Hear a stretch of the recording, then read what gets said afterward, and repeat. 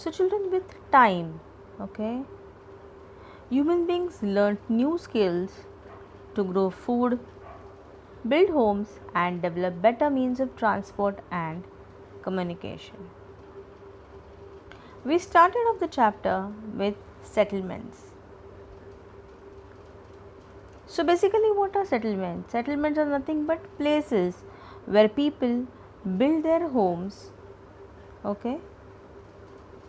So if we look back, okay,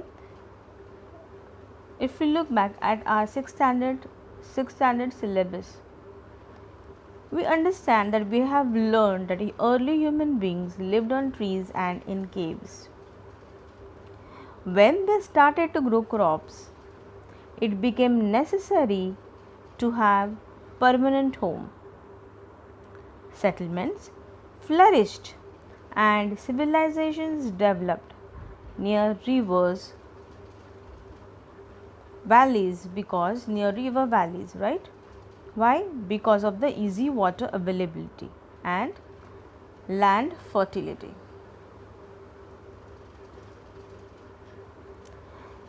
So what did they do there? They grew along the banks of rivers, Indus, Tigris, Nile. All this we have already learned. We already know about all these things, right? With the development of trade, commerce, and manufacturing, human settlements became larger. Then, in the last session, we also learned about types of settlements. So, the basic two types of settlements are temporary settlements and permanent settlement.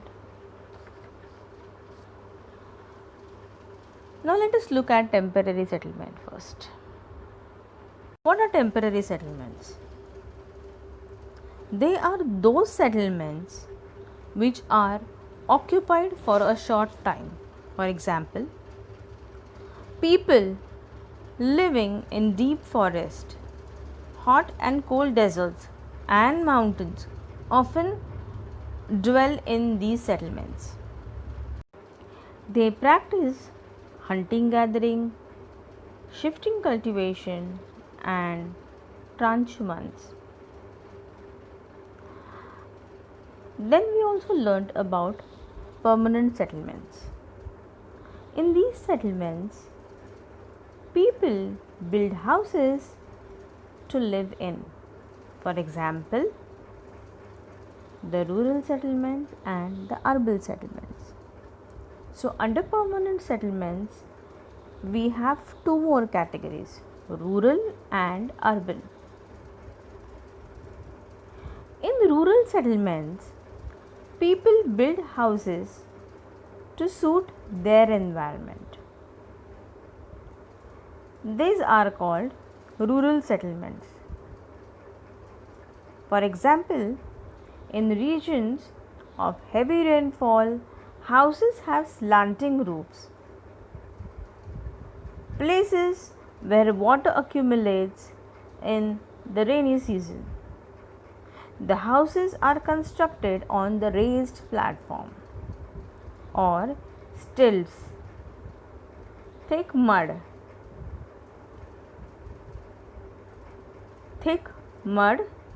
walled houses. So the walls of the houses are of thick mud, right? And that too with a thatched roof. All these are very common in the areas of hot climate.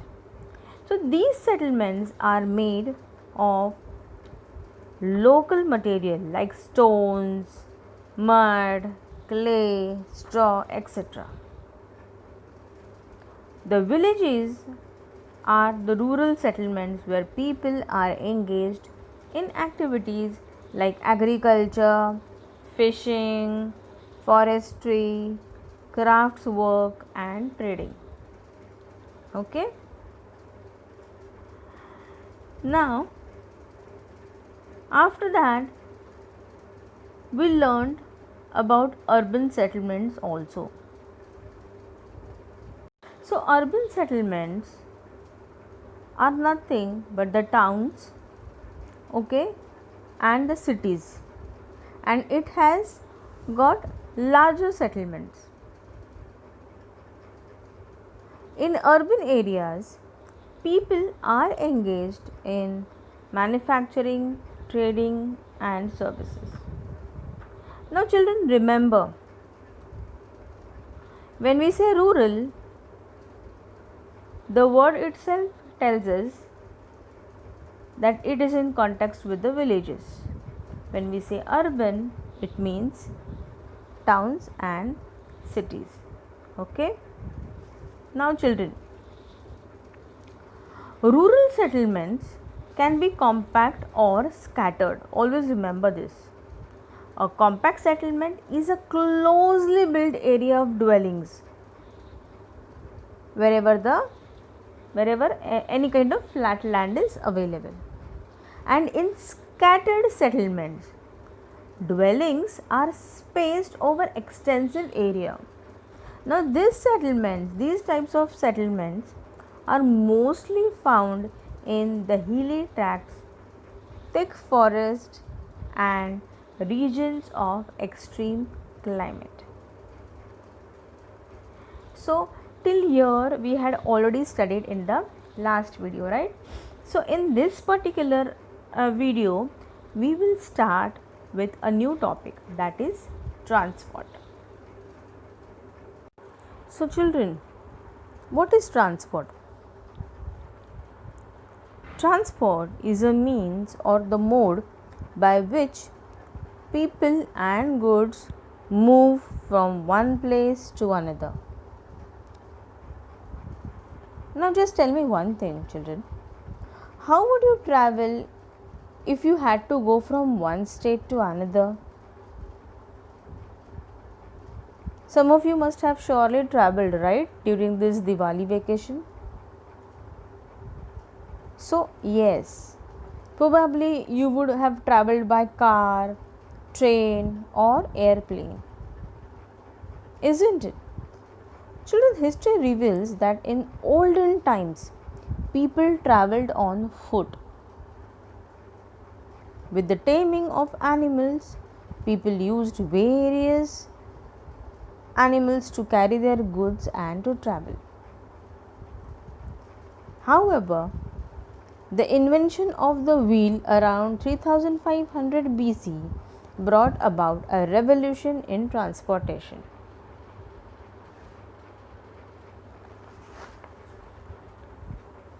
So, transport is what basically? It is a means by which people and goods move. Remember this.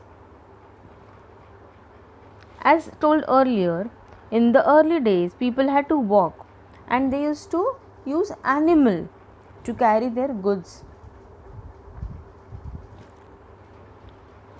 As time passed, different means of transport developed.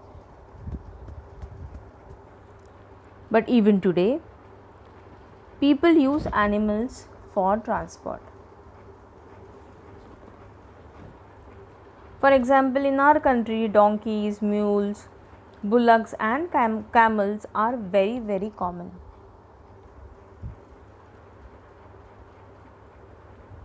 Children, in the Andes Mountains of South America, llamas are used, and while in Tibet, yaks are used.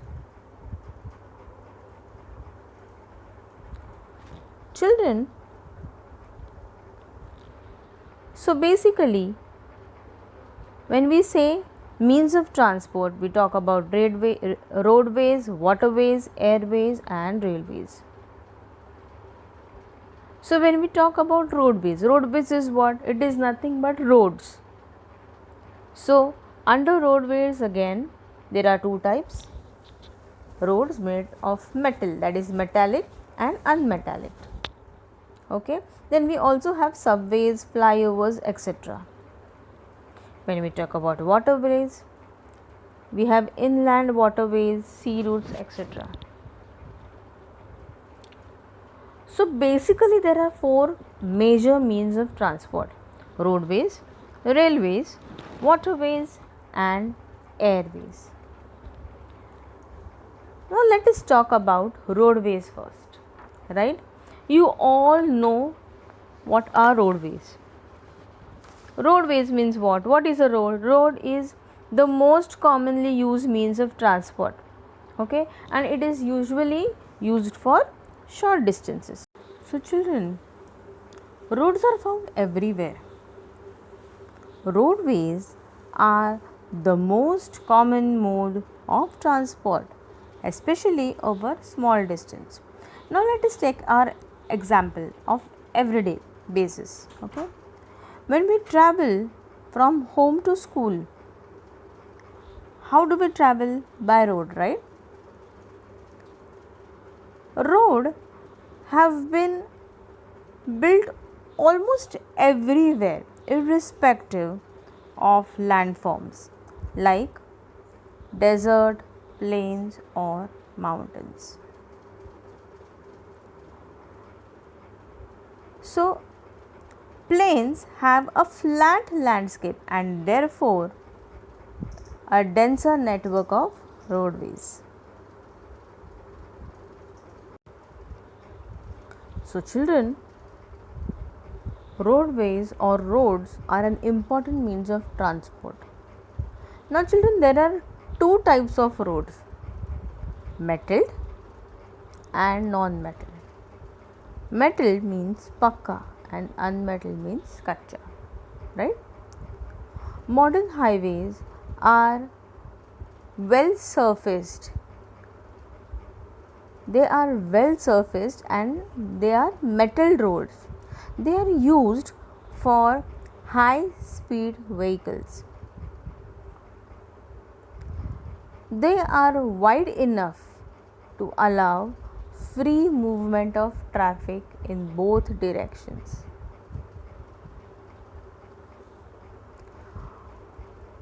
Roads are built in mountains, desert, etc.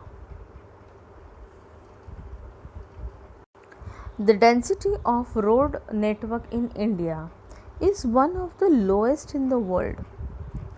The national highway system has been developed to link the state capitals, port towns, industrial towns, and other important cities.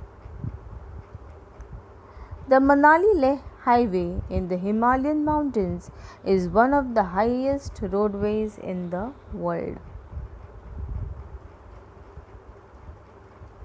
Roads built underground are called subways or underpaths, and flyovers are built over raised structures.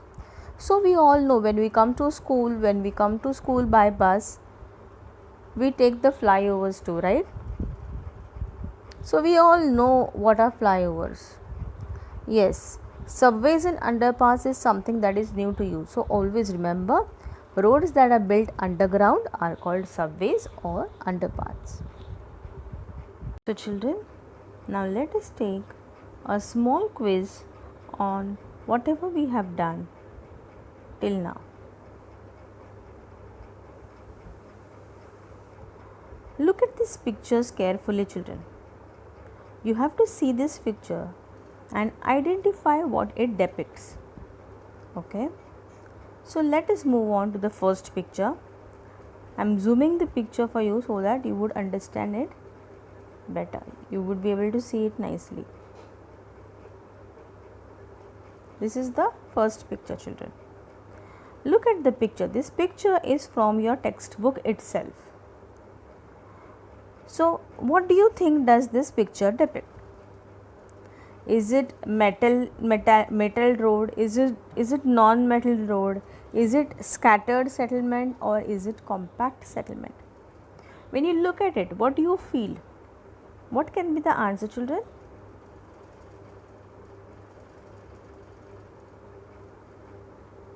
The answer is compact settlement.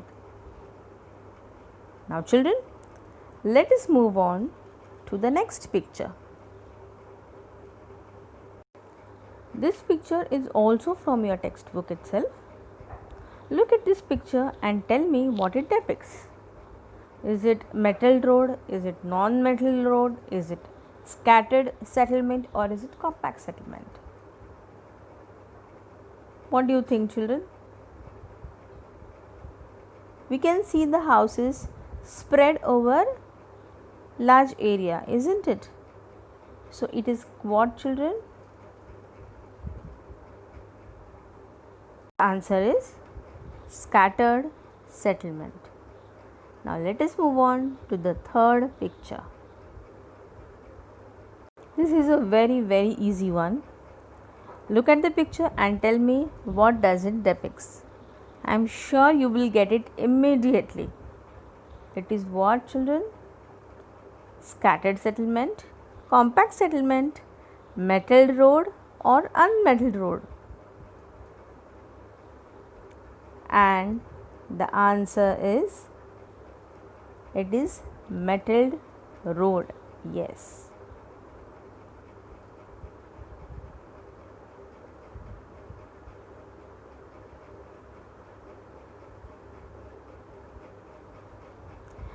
Now children, look at this picture and tell me, what does it depict?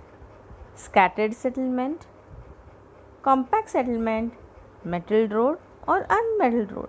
Very easy to guess. Yes. By seeing also immediately you understand that it is non-metalled road, that is kacha road. So children, with this I end this part, that is part 2 of Geography chapter 7. See you in the next video. Till then, goodbye and keep learning.